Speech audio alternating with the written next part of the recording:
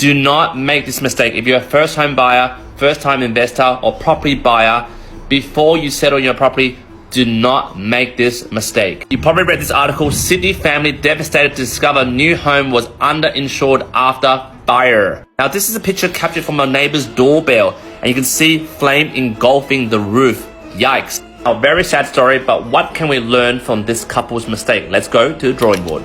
This couple bought a house and land package in Glazewood Hills, well basically a house, and it's basically, Oran Park, Catherine Field, Campbelltown area. So the premise is they have a house, which is basically part of a house and land package, and I'm assuming they purchased the vacant land from the developer, waited maybe 9 to 14 months for it to be built. They lived in it for 5 months apparently, and then tragedy struck, which basically the roof of the upper floor of the building started to catch fire.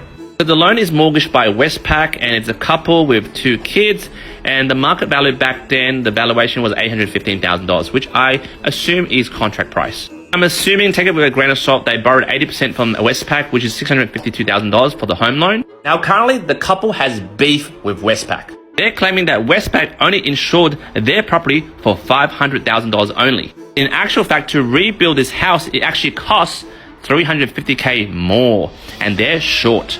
They're saying, we trusted the bank. We left the biggest and most important part of the house in the hands of the bank, who we've banked for our whole life. Now, let's put it from my mortgage broker's point of view in terms of what the bank did.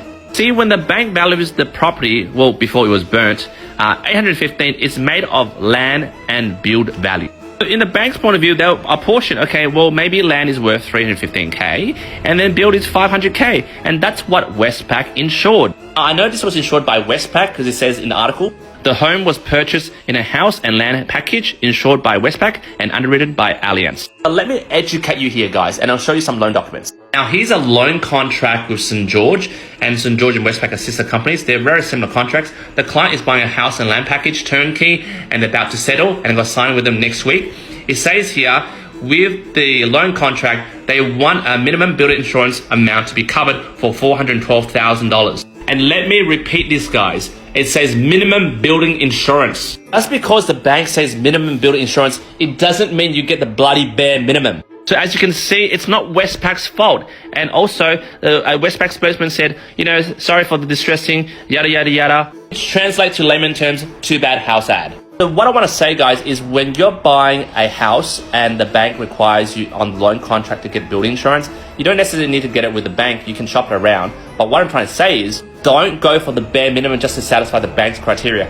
Think about how much it will actually cost to rebuild in this market. And in addition, I would suggest every 6 months, regularly update your building insurance amount. Check whether the building insurance that you have is enough to cover your house if it was to be burnt down. And for this couple, it's very unfortunate the whole house burnt down, but like what Westpac said and any other banks, they're not able to advise customers on the appropriate level of insurance for their needs. They can only advise you on the bare minimum to satisfy their lending criteria. For this couple in Campbelltown, I'm very sorry for your loss. Hopefully you can rebuild. I really like their positive mindset because they said our mantra has been since that day, like a phoenix will rise from the ashes and just trying to push through. And now this segment of the video is for the cheapskate peeps. To all my Asian ethnic peeps that are watching this, for building insurance, I know what you're doing. Say you have a property settling and the bank goes, hey, I need building insurance. And then you guys go and get the building insurance. And then after a week after it settles, you go and can the building insurance.